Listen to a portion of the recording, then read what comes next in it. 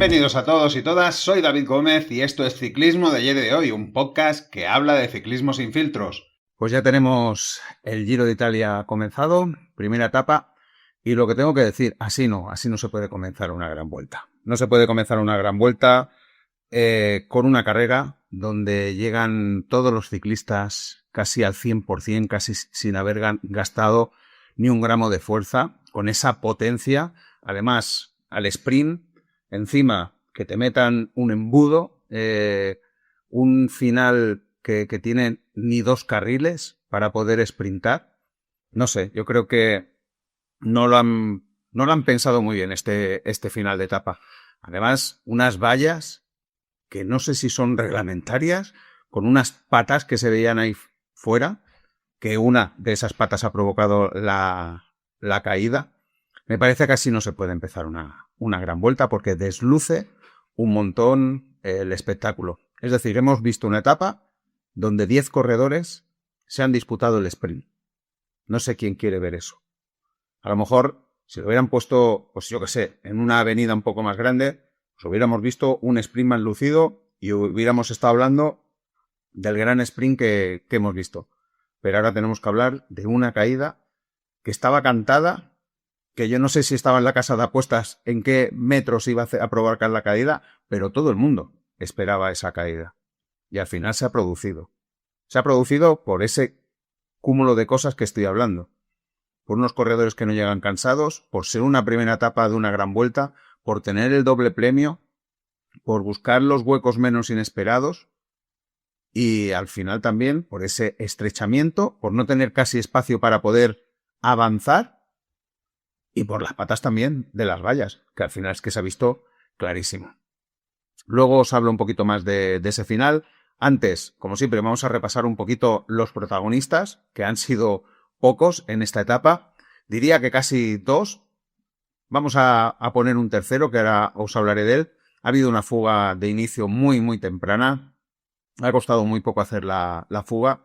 Y Diego Pablo Sedilla, el español del Polti, y Manuel Tarozzi, de Bardiani, pues han cogido esa fuga. Como curiosidad, estos dos mismos corredores protagonizaron una escapada este mismo año, los dos juntos, en la segunda etapa del Tirreno Adriático. Curioso el dato, como mínimo.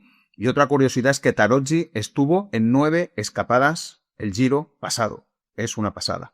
Lo que decía en la previa, ¿no? Que Bardiani seguramente irá por el premio del corredor con más fugas.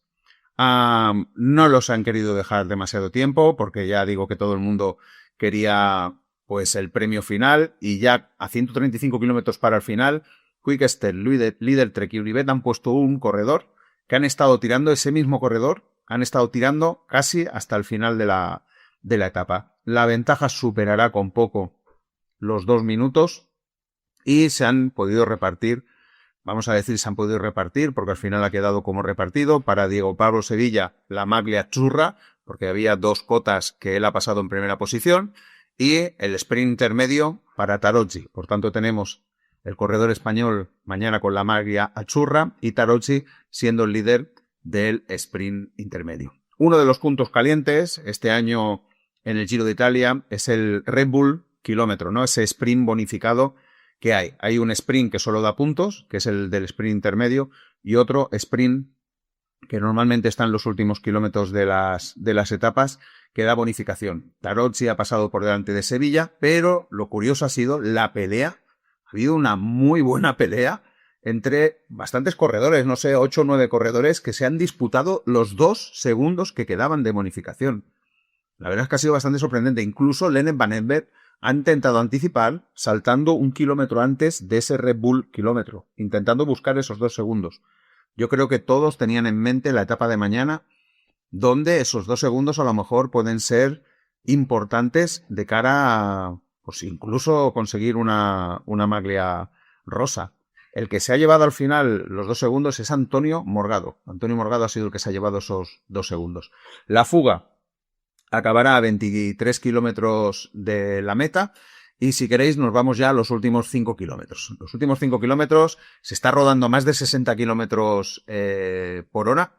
Además, el Giro había puesto la seguridad en esta etapa en esos 5 kilómetros, por tanto las caídas o posibles pinchazos o cosas que hubieran pasar, estaban ya totalmente sin penalización. A 3,2 kilómetros se han salvado de una caída. La verdad es que ha habido ahí como un empujón, me parece que ha sido con Sony, han estado a punto de irse al suelo, lo han salvado bastante bien. Encima había como una zona, como una glorieta que han salvado. Bueno, yo no sé cómo no se han ido al suelo. A 2 kilómetros ya se ha visto que todo estaba muy descontrolado. Igual que a 5 kilómetros se veían como 5 o 6 trenos, porque estaban, es lo que digo, estaban en una avenida de 6 carriles. Ya daba espacio para tener hasta 5 y 6 trenos luchando por la posición. Esa imagen sí que ha sido muy bonita. Es decir, el pelotón a 60 por hora y desde arriba se veían los trenos a la perfección luchando por esa posición. ¿Pero qué ha pasado? Que entre que se entra a la ciudad, que los carriles se van acortando y ese posible caída a 3,2 kilómetros, a 2 kilómetros todo estaba muy descontrolado. Ya no había trenos, no había dibujos de trenos, o solo quedaba ya un corredor tirando de su sprinter, y eso ha hecho que el nerviosismo subiera mucho. Además, todos estaban avisados que a 1,2 kilómetros del final había un estrechamiento. Yo creo que los pinganillos seguro que sacarían humo y le dirían al que va adelante, busca posición, entra al primero, porque si el que entraba al primero, es que es verdad, el estrechamiento era tal que en la recta de meta no había hueco. Bueno, en la recta de meta no, perdonadme. En los últimos 600-700 metros era cuando no se podía pasar. Sí que es cierto que luego había como una pequeña curva y entonces sí que se abría un poco más el sprint. Pero ese final, ese kilómetro, entre el kilómetro 200 y no sé si a 500 metros, era estrecho y no se podía pasar. Y yo supongo que le han dicho, aquí hay que meter rueda, hay que meter codo, hay que ponerse el primero. Se ha visto claro que ahí va a pasar alguna cosa. ¿Y cuándo ha pasado? A 600 metros para el final. A 600 metros ha habido la caída.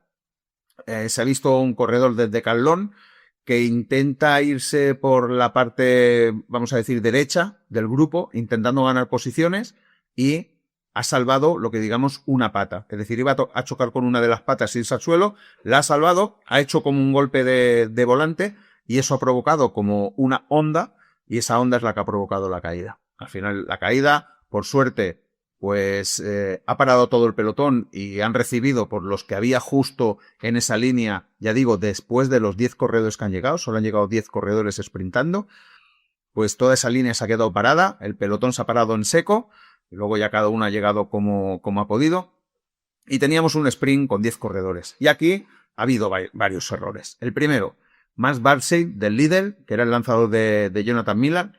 Yo creo que mira para atrás, ve que Jonathan Milan ha perdido su rueda, y en vez de intentar esperar, porque todavía hay tiempo de esperar para dar la curva y volverlo a lanzar, él decide tirar hacia adelante, como pensando que podía llegar en solitario a ganar la etapa. Un error, yo creo, que le cuesta a lo mejor a Jonathan Milan pues haber quedado mejor. Sí que es cierto, y ya lo digo, que Jonathan Milan, lo dije en la previa, lo ponía como favorito número 1 para ganar esta etapa, pero también os decía que las sensaciones eran muy raras. Como que le había visto con más dificultades que otros años a la hora de ganar las etapas, y que todo podía ser, que lo podían ganar, pero que tenía que jugármela poniendo a Jonathan Milan como principal favorito. Al final ha sucedido eso. No hemos visto al Jonathan Milan de las mejores ocasiones y, como luego diré, Jonathan Milan solo ha podido ser cuarto. Tenemos a Max Barsey por delante, pero al final lo cazan y a 300 metros Tobias Lund Andersen, que era otro de los favoritos para ganar, lanza el sprint de lejos. Este año la verdad es que Tobias lo ha intentado de esa forma.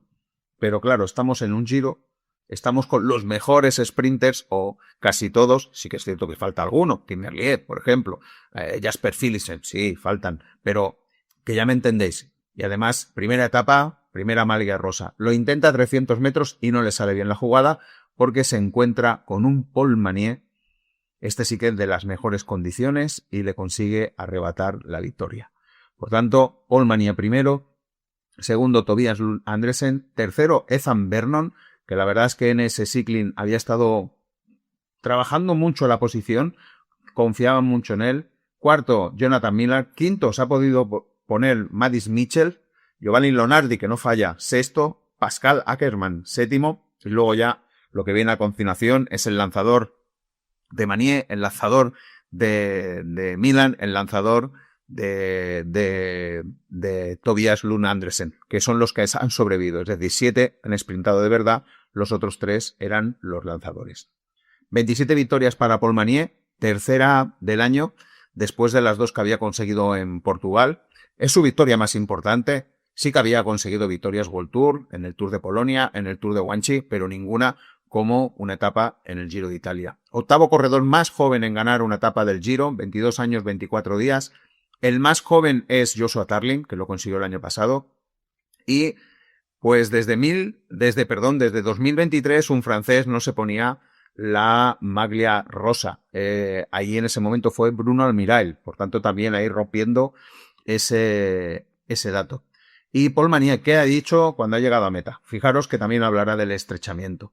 Fue un final muy intenso, el resto de la etapa fue muy difícil, lo que permitió que todos llegaran a los últimos kilómetros con las piernas frescas. Por suerte, como equipo, conseguimos encontrar la posición adecuada en las estrechas carreteras en cada ocasión.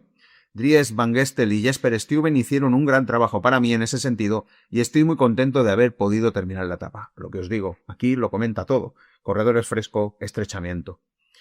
Esta es solo la primera vez que he podido sprintar contra Jonathan Milan y ganarle. Por tanto, estoy muy contento. Eso también es un buen detalle de Paul Manier. En la caída, seguramente mañana pasaré más parte, pero de momento lo que se sabe, lo que también se ha visto, pues se ha visto acá del Groups, la verdad es que bastante rascado. El equipo ha dicho que tiene abrasiones en hombro, codo y pantorrillas, pero que en principio mañana debería poder salir. Para mí, mala cosa para Alpecin, porque era la esperanza total del equipo y me parece que eso pasa factura durante bastantes días y había días de esta primera semana donde Caven Grus tenía la misión de conseguir esa victoria para Alpecin y a mí yo creo que le va a costar. A lo mejor nos da una sorpresa y el tío se recompone y lo hace. Y también Dylan Groenewegen también se ha ido al suelo y el equipo informa que no parece nada grave. En un primer momento le habíamos visto echarse una mano al hombro, parecía que hubiera sido terrible para Unibet que se hubiera roto la clavícula Dylan Groenewegen, pero al final, pues nada, parece que no es nada grave. Ya digo, si encuentro otra parte, mañana, como siempre, empezamos la etapa recordando cosas que no hayan podido entrar en el día de hoy. Un dato curioso que nos pasaban por la grupeta, Roy, y es, ya sabéis que a mí me encantan esos datos, es que Nelson Oliveira llevará ahora, con esta etapa que ha acabado, 460 días consecutivos en etapas de grandes vueltas sin un DNF, sin un no salido y sin ninguna descalificación. 460 días, esos son 23 grandes vueltas para Nelson Oliveira. He estado buscando así rápido porque en mi cabeza me decía que a lo mejor había otro corredor que también, y claro, he encontrado Tosato, Matteo Tosato, seguramente os acordaréis muchos de él, disputó 34 grandes vueltas, pero acabó 28, pero no 23 sin DNF. Me parece que, no sé, 13 o 14 seguidas. Alejandro Valverde también, pero me parece que no fueron tantas tampoco. Es decir, es el corredor con más, creo, no he podido acabar de rastrear más el dato, pero me parece que es el corredor con más vueltas por etapas seguidas en sus participaciones sin ese abandono. Y poca cosa más de esta primera etapa. Yo creo que está más o menos todo explicado. Si queréis, nos podemos ir ya a lo que sería la etapa de mañana. Etapa 2, de Burgas a Veliko Tarnovo. Es una etapa muy chula. Esta sí que, ¿ves? Si lo hubieran puesto como primera etapa del Giro, todo hubiera sido, creo, un poco diferente. Son 221 kilómetros y desde casi al kilómetro 100 ya no queda un kilómetro llano. Subida, bajada, terreno muy pestoso. Le han puesto aquí 2 cotas de tercera y luego hablaremos de la última que la han puesto de tercera, pero la podían haber puesto de segunda totalmente, y es que se sube al monasterio de Liscovet, que son 3,9 kilómetros al 6,6% con máximas que llegan al 14%. Hay como 800 metros donde están por encima del 10%. A eso puede hacer muchísimo daño. Y la han puesto de tercera, como digo, lo podrían haber puesto de segunda. Esto se corona, me parece que a unos 11 kilómetros de meta. Luego, bajada rápida y cuidado porque todavía en los 2 últimos kilómetros hay un tramo de 1,5 kilómetros, es decir, del kilómetro 2 a cuando falten 500 metros para el final, es un tramo con una pendiente media del 6%, que también pues, puede ayudar a pasar factura a alguno. Y luego también hay como un par de tramos de loseta. Hay un par de tramos de loseta. Y la recta también pica ligeramente hacia arriba. Ligeramente, ya no es un 6%, quizás sea un 2 o un 3%. Pero ya veis que es una etapa súper interesante. A mí me parece que es una etapa bastante complicada de pronosticar, pero como siempre os voy a decir los nombres que tengo en mente. 3 estrellas. Lo he estado pensando bastante, pero al final me voy a arrepentir si no pongo a Corbin Strong. Me parece que Corbin Strong es un corredor que puede aguantar esa cota y es un corredor que le viene a las mil maravillas ese final que pica hacia arriba. Por tanto, confío mucho en que Corbin Strong pueda conseguir la victoria en esta carrera y por eso lo pongo. Cuidado, que también he puesto con 2 estrellas a Paul Manier. Sí que es verdad que seguramente se va a quedar en la cota, pero hay un detalle importante. Lleva la maglia rosa, como siempre se dice, eso da alas, y además he estado viendo otros resultados que ha tenido en otras carreras con cotas también parecidas o más duras, por ejemplo Figueroa Classic en Portugal, que las superó tranquilamente. Yo recuerdo que en el ruta dije, me parece mentira que Paul Manier haya superado estas cotas, pues las superó. Por tanto, ojo con Paul Manier, que claro, de superar las cotas, seguramente pensaréis, bueno, y si crees que Paul Manier va a superar la cota, ¿por qué no lo pones 3 estrellas? Porque creo que seguramente podrá superar la cota, que podrá luchar el sprint, pero a lo mejor esa pequeña subida del 6% lo tuesta un poquito y llega un poco más cansado y Corbin Strong puede aprovecharlo. Pero yo me resisto a no pensar que Paul Manier no pueda estar. Por lo tanto, Paul Manier lo pongo aquí. Luego he puesto a Ben Turner, que me parece que es un corredor que le viene ideal esta etapa y podría ganar perfectamente Ben Turner la etapa de mañana. Y luego, con una estrella, he puesto a Tobias Lund Andresen. Aquí tengo una poquita más de dudas, que con Paul Manier me parece que podría aguantar, pero lo pongo por esa precaución. Antonio Morgado lo pongo seguro, porque entonces ¿para qué ha sprintado como un loco como lo ha hecho esos 2 segundos? Es porque seguro que tienen pensado mañana hacer algo, atacar, buscar el sprint final con él, intentar ganar la etapa.